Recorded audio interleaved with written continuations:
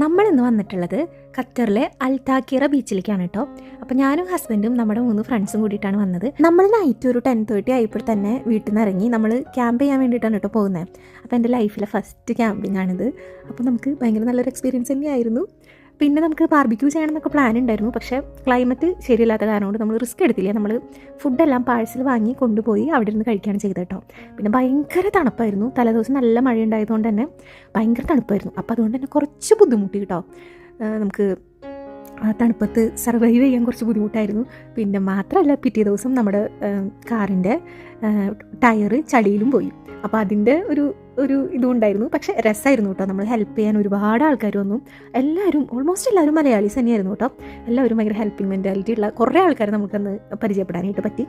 അപ്പോൾ ഇത് ഭയങ്കര സന്തോഷവും കുറേ നല്ല ഓർമ്മകളും പിന്നെ ഒക്കെ നിറഞ്ഞിട്ടുള്ളൊരു ദിവസമായിരുന്നു കേട്ടോ. നമ്മൾ പിറ്റേ ദിവസം ഒരു സൺറൈസൊക്കെ കണ്ടിട്ട് പോരാനായിരുന്നു പ്ലാൻ.